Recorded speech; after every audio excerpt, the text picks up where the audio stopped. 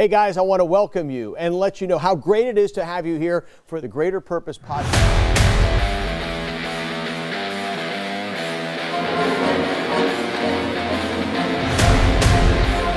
What's up? That's how they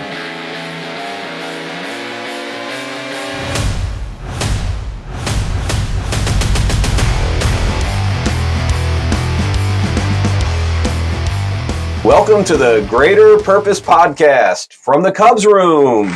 Cheering crowd in the background. Everything's exciting. What a great day it is today. We have a wonderful guest we're going to introduce in just 1 minute, as soon as I do all my shameless plugging for everything we do here. But make sure you visit bwasap.com. You can connect to the podcast. You can connect to my photography business, Mr. Bill's STEM. There's even some representatives. I don't think we have your link up there. Maybe we'll put it up. That's what we got to do. We need to start putting everybody's links up there to their. I have it. We'll do it. We'll do that. So, but we do have some links to some other things going on. And my executive producer is an Avon representative. You didn't know that, did you? I have missed out. Do you know who my executive producer is? No. Can you guess by what I said? My wife. I didn't want to be presumptive. Right. Yeah. And guess wrong. Right. Then you go, Yeah, I know, right? No. Yes. So Donna Ward's Avon. You can link to her Avon through there. So if you need some Skin So Soft or anything like that. Oh, true. So, yeah. Which actually works. Yeah, I know people really like this stuff. I don't use it. She does. I mean, they do. So. But anyway, also we're still promoting Shannon Williams' Revelation Unlocked book. A great study book on the book of Revelation. So, and look at him. He looks so serious right there. Look at how serious he looks. That's not Shannon. No, it is. It is Shannon. But he's such a cool dude. But anyway, check that book out on Amazon, Revelation Unlocked. That's all of the preliminary stuff. Let's see what Mr. Rogers has to say today before we get started. Thank you. Two of the best words we can ever learn. Okay. All right. Well, we should have said that for the end. I never know what he's going to say. So What was that? Two of the best words? Yeah, thank you. He said thank you. Oh, yeah. Which is critically important. Some favorite neighbors where you live? Anyway, okay. Jerry Whitlock gave me this, and he wanted Mr. Rogers. It has absolutely nothing to do with the podcast, but he's here. But Right, so it has everything to do with Jerry Whitlock. yeah, there you go. He's got it right. So there you go. All right. It's strange it doesn't give a weather report. I know, right? Yeah. Oh, yeah. The meteorologist weather report. Yeah, that's cool. true. Anyway, so my guest today is Representative Donnie Loftis. Glad to have you here, my brother. Thank you very much. Great to know you. I know a lot about you. You're a great person, a great friend, and we appreciate that. But why don't you tell our podcast people exactly who you are? I am Representative Donnie Loftis. I represent Belmont, Cramerton, most of Gastonia, and I currently serve as chairman of the Veterans and Military Affairs Committee. Also serve on the Health Committee, Transportation Appropriations, and the Joint Legislative Oversight for Transportation.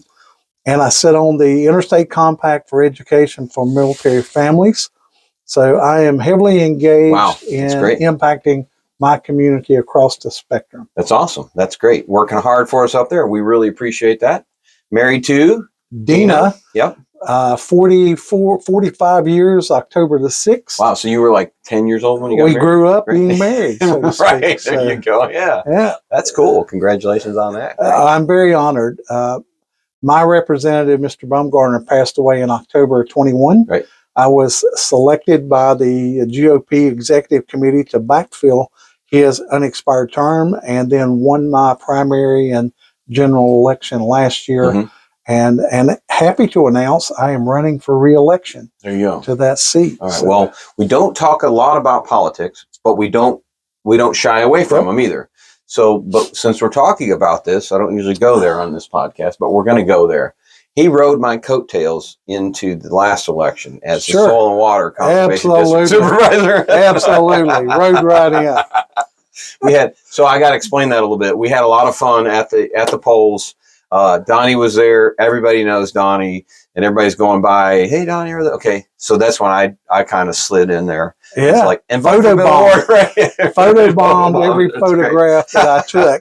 But it worked well. Well, I learned that from like Chad Brown and people like that, right? Yeah. So what you got to do, right? Yep. So anyway, we appreciate all you guys are out there doing, and everybody out there that's supporting the great people that are in office. We appreciate you as well. The things that and you the prayers is one of the things I want people to know. Yeah. The prayers are so critical to make sure we're doing the right things that represents our community. So, the Bible says pray for those in leadership over you. Yes. So those are the most important things I want people to know.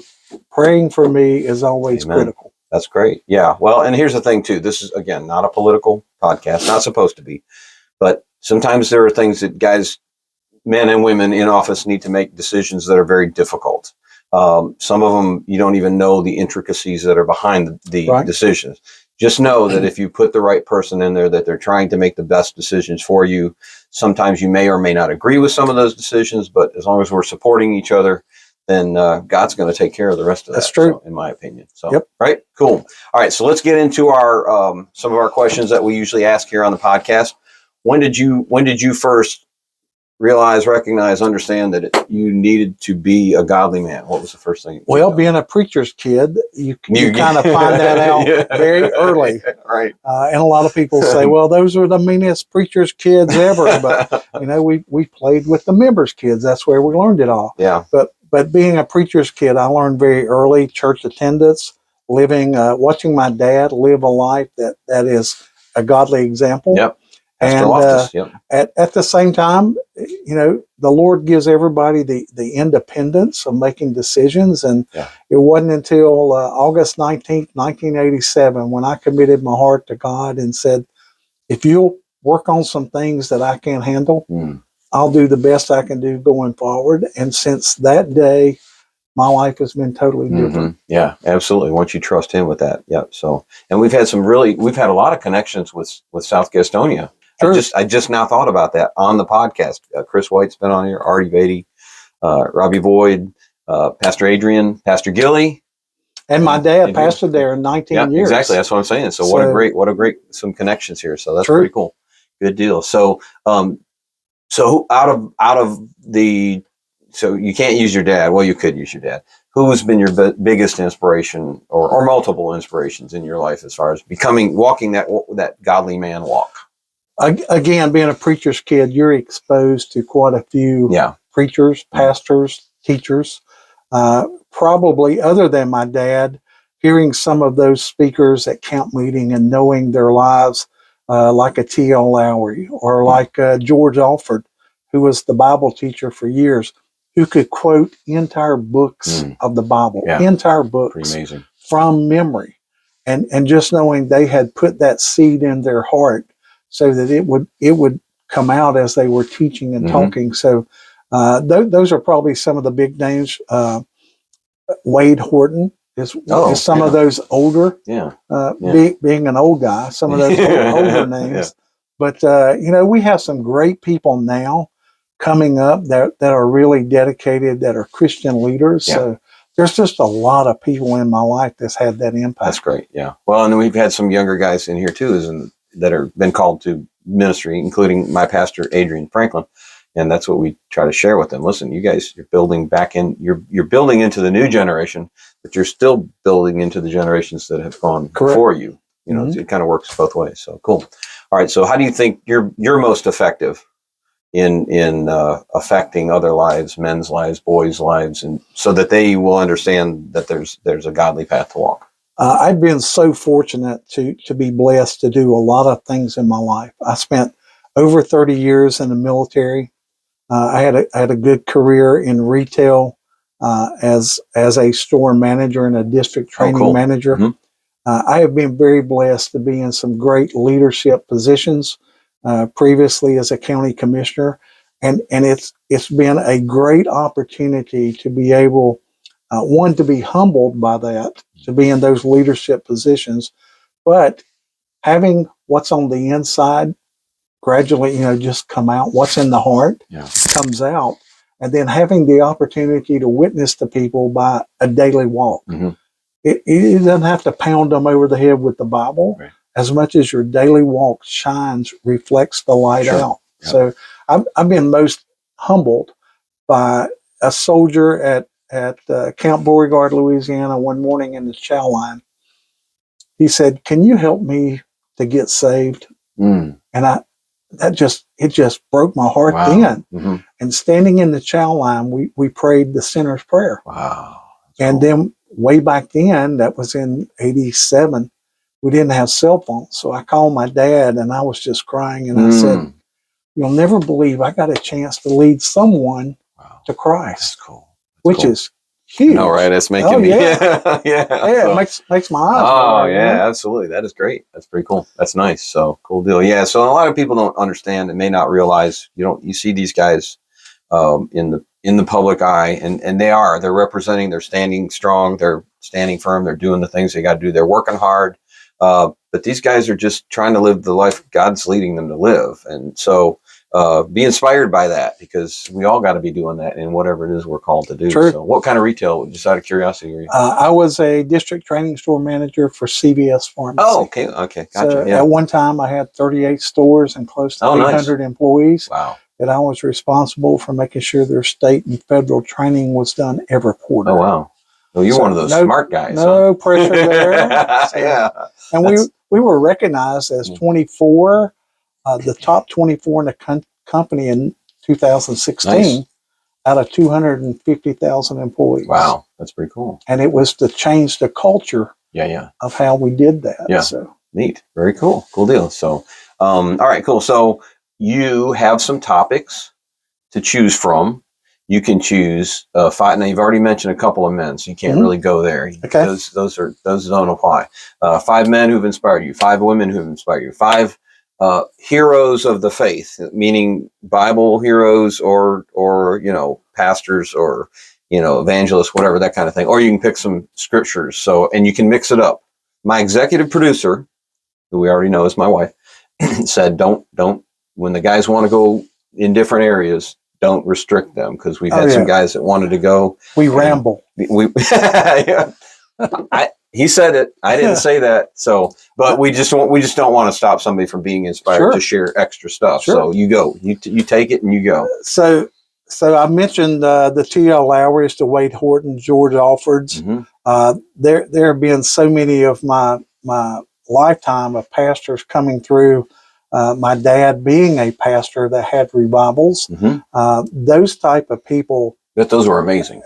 They were. Yeah. They were, and you're really the real leaders from our church previously. But there are some people now out there that are doing some great work. Yep. that we're not using the typical setting of a church with a steeple. Right. It is, the scripture talks about going outside the wall, going into the community. Yeah. One of my heroes currently right now is my own pastor, Michael Goins, at Life Church. Yep. And we prayed when our pastor changed that. We prayed about, we wanted to reach our community and impact. Mm-hmm. Michael Goins he is everywhere doing a lot of stuff to impact the community. Right. So that's one of my heroes. There you go. Yep. Way back is, he's no longer with us, is Troy Burrell. Okay. And Troy Burrell was a great, my dad gave him his first revival when he was about 17. Wow. And him and my older brother cut up so much, my dad threatened to take the building there and you guys need to go to sleep. But he was a great preacher. He just really just preached the word. Yeah. Those are some of those people that are no longer with us. Mm-hmm. And because I am older, there are very few of those left. And he acts like he's really old. He's not. Yeah. He's not like that. Yeah. Old, well, I was born in the other century. So was I. Yeah, but you're quite older than me. Wow. Yeah. Did you hear that? You get senior parking. You cannot diss the host like that. No, I'm kidding. So some of the folks in the Bible that I really was impressed with, was David and Goliath. Yeah, sure. Yeah. You didn't need all the armor. Right. Yeah. All you needed was somebody who would step forward. Yep. And trust in God. Everything else fell into place. Yeah. Those are amazing. Like when we were kids, we had the flannel graph board where we had the characters and stuff. And some of you don't remember those out there. Noah the Ark and all those, and even Moses. Yeah. You're talking about who actually went up on the mountain. Mm-hmm. God took his finger and wrote in rock. Mm-hmm. And then he come down and the people were like, way, way out in left field. Yeah. But it was amazing to understand, because of their grumbling, because of their lack of doing what they needed to be doing, a small journey took them 40 years. Right. Yep. And it was amazing that everybody kind of passed on but one or two people. Yeah. That got to actually go into the promised land. Right. So for me, that's a great teacher to say, how do I face life every day? Right. I can choose to grumble, I can complain, or I can say, this is the day the Lord has made. Yeah. Yeah. I'll rejoice and be happy in it. And that impacts how I view life. Right. Right. Well, there was a quote, Philip DeCourcy, on a pastor that I listen to on the radio when I'm getting ready for work in the morning. And he used an analogy. It sounds funny, but listen to my words. There's a golf course in I think Australia, and he's from somewhere over there. It says, play the ball where the monkey drops it. So, which sounds kind of weird, right? But what he was saying was, apparently over there's a rule in the rule book that when you drive the ball, there's apparently a lot of monkeys, and they will pick the ball up because they think it's a shiny little object they can play with, and they'll try to run off with the ball. So the caddy chases after the monkey to scare the monkey. They don't hurt him, but they scare him, so they'll drop the ball. So you can play the ball for the next shot, right? So that was what he was trying to say was, you hit it, nice shot, there you are, close to the hole. The monkey picks the ball up and runs it all the way back to the tee. You got to play the ball where the monkey drops it. You weren't expecting to have to start over again. Right. But sometimes that's the way life is. Right. Like Moses, he wasn't expecting. He thought he was going to walk right into the promised land. And that's not what happened. Nope. So you're right. But those are great examples where we're supposed to play the ball where the monkey drops it. This is what you're dealt with. Deal with it. And you've had to do that in the state office. I know. I was in a combat environment for about 14 there you months. go. Mm-hmm. And I could choose to be, negative. I was responsible for about 234 guys and girls. Yeah. And making sure they survived a combat environment and came back home. Mm-hmm. So I could do that easily, or I could choose to be very negative. Right.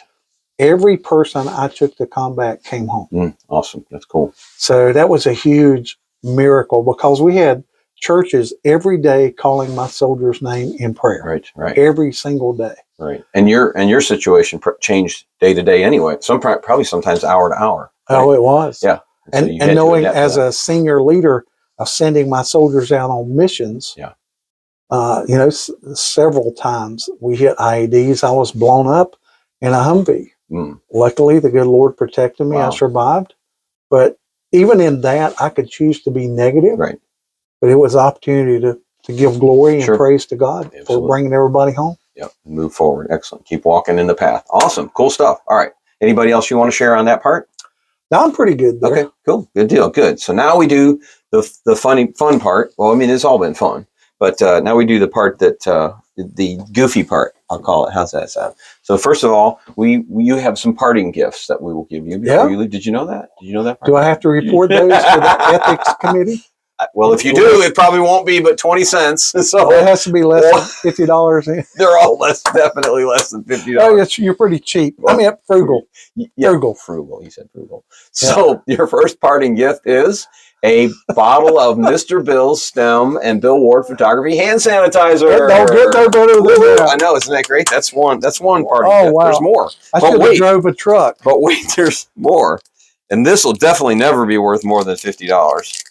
But an official Willie Ace, Bill Ward, yes, that's really me. Wow. So when the Chicago Cubs won the World Series, we did there's a picture over there. We did my car up and we dressed up in Cub stuff for the You're parade. kidding. Yeah, no, not kidding. So if you sign that, would you sign that for me? It will be, yes, I'm going to autograph it and number it, because my producer, not my executive producer, but my producer, who's not here. Right. He's never here. No, I'm kidding. Just kidding. I don't remember if I told him we were doing a podcast. That's probably my fault. But anyway, I will number it and autograph it, so when you walk out of here, it will be worth exactly as much as it is when you walk out of here. eBay.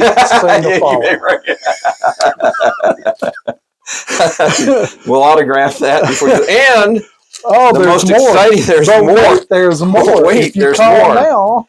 But wait, there's more. You get to choose from a plethora, big word, look that up, plethora of superheroes, Lego superheroes. Now, this is my Lego superhero because I am Iron Man. And you say why a Lego superhero? Why Lego superheroes? You got it. Because, first of all, STEM, Mr. Bill's STEM, science, technology, engineering. You got to build it. And math. You got to build it. Well, yeah, but we're not doing math. Oh. I mean, unless you want to count the pieces. Oh, no, we're good. But the engineering part. So we build Legos robots in my classes with my kiddos. So you got to build this. That's the engineering part. And the other reason is because we believe that the godly men that come in here, they're trying to walk the godly path, are superheroes. So they get to choose a superhero. So you can choose from the Hulk, Thor. I have been called the bulk. we don't because round is a size. We don't have a bulky one. Oh, yeah. I'll tell you a story about the Hulk on that. Okay. Is it Black Hawk or Hawkeye? No, is it? There's a different Thor. There's a Thor Dark Thunder, I think, and Thor regular Thor. Spider-Man, Vision, Captain America. I think I found yours. Let's hold that for right now. And then there's that's another Thor. We got. Oh yeah, that's the least amount of pieces. And there's what's his name? I never remember his name. It's my wife's favorite from X-Men. The executive producer. Yeah, right. Stephen Wright. We have no ding. Did you hear that? No, I don't. We got a ding from the. You are now the winner. Gotta love it. I can never remember his name. He's from the X-Men. Anyway, the guy from the X-Men, and then also, there's another Hawkeye, Black Hawk, whatever. All right, so are you choosing Captain America? Yes. You don't have to turn that off. It already went off one time. Yeah. The mysterious bell. Makes for fun. Okay, yeah. So he has chosen Captain America. So, and he does not have to put it together right here. Where's the little note that says some assembly required? Yeah, right. And the list of tools you'll need. I'll start doing that. I cannot believe I'm going away with all these parting gifts. I'm serious. Oh, and the card. And the card, especially. So, yeah. But so the Hulk. So this is the regular size one, but they sent me one in this package that I ordered. It was a bigger one for a couple of different ones, but one was a big Hulk. And there was a Batman. I didn't tell you there's Batman in there. I'm good with. Okay, Captain. Yeah. Anyway, so it was when Brad Overcash was here. So it's instead of, and I saw it there, and I just picked it up, and I said, well, wait a minute, we can offer this one. He said, yeah. He said, I'll take the super big Hulk because it was just after they smashed the Vetoes. Oh yeah. In Raleigh, so it was we only did 19 this year. Hulk smash, yeah. 19 Veto over. You could have taken Hulk too for smashing. Yeah. But anyway, it's okay. Yeah, good. I defer to my son. Yeah. There you go. Right. Yeah. What'd you call them earlier? No, I'm kidding. No. All right. Anyway, so now you have to give us, to finish up here and wrap it up. You've got to give us a sports related story. Got one? Oh yeah. I bet you did. Many years ago, I had refereed and umpired recreation league. Okay. That's kind of where you get your passion. You play it, so then you want to referee and umpire. I umpired for about 10 years. So I had played semi-pro volleyball in a league. Oh, wow. That was very competitive. So I knew volleyball. I had done a lot of high school girls softball back when it was slow pitch. Mm-hmm. I was here when we changed over to fast pitch. Right. And that first year, the strike zone had to be dugout to dugout. Yeah, right. Yeah, everywhere. Anything in there. But it's in the ballpark. It's a strike. In my volleyball career, I met a person who was the booking agent who wanted to know if I'd like to do college girls fast pitch softball. Mm-hmm. I'm like, yeah, I'd love to, because I'd refereed volleyball college level, and so I went down to Francis Marion College on the way to the beach, and it was my first time ever of seeing fast pitch softball. Oh wow! And I made them aware that, hey, you talking about greenhorn? Yeah, I was brand new. Really? So my friend had let me borrow his chest protector and shin guards. I bought me a mask, and I thought, I'll sit here and watch these other umpires. And it was a spring tournament, So there were a warm up. Mm-hmm. I thought, here's a great chance for me to learn, because I'd read the rule book. I kind of understood the rule book, balks, all that kind of stuff. And I thought, I'll just sit right here and kind of blend in. First game, I'm sitting there, and Donnie, you're up. I'm like, oh wow. What do you mean I'm up? First Oh, one. you got the plate. Oh, So I'm like, right off the bat. So no I pun intended. went, throwed my stuff on, came and got behind the catcher and play ball. Mm-hmm. I saw this girl wind up, and then I heard a pow. I'm like, oh my goodness. Wow. She's already delivered the ball. Surprise. And then I heard, what's the call? I'm like, what's the call? Oh, what's the no. call? I said, ball. Oh, then it was like, are you kidding me? It was right down the middle. So I learned very quickly what the strike zone should have been. Yeah. But that was probably the most stressful. Yeah, I'll bet. I also had my first high school or junior high, middle school, was with Gary Holloway at Stanley Middle. Okay. And I had just got everything, new shoes, new pants, new shirt. Mm-hmm. I was set to go. Yeah, a girls' game. And so during one of the timeouts, referees usually huddle together, right. And we're chatting, and Holloway says, look, I know you're going to do good as an official, because we had known each other umpiring softball, and he kind of knew. Were you behind the plate or in the field? You were behind the plate. You had the gear. Yeah. So this was basketball. So we were up in the court at Stanley. Right. And so he said, I know you're going to do good. He said, but this is a girls' game. You may want to zip your pants. Oh. So I'm like, oh my goodness. This is the start of my career. Oh man, that's embarrassing. It was then. Right. So how do you stand on the court and find someone that's not facing you? Yeah. So I saw him, and that has been in the early 80s. So I saw him Thursday night. Yeah. And I said, do you remember my first game doing junior high basketball? He says, what? And I told him, he said, oh my goodness, yes, I remember that. Oh my goodness, yeah. So, I mean, that was... Well, you're never going to forget. No, right, I was prepared from then on. Right. I did the check to make sure everything was squared away. I gotcha. That's funny. Or I was doing softball, rec league, church league. Mm-hmm. I had Center Baptist. Which is pretty rough sometimes, by the way. Okay. Sometimes you'd rather have a gang of drunks than church league from industrial league. So I'm behind the plate, and I bend over to swipe the plate, and I hear this rip.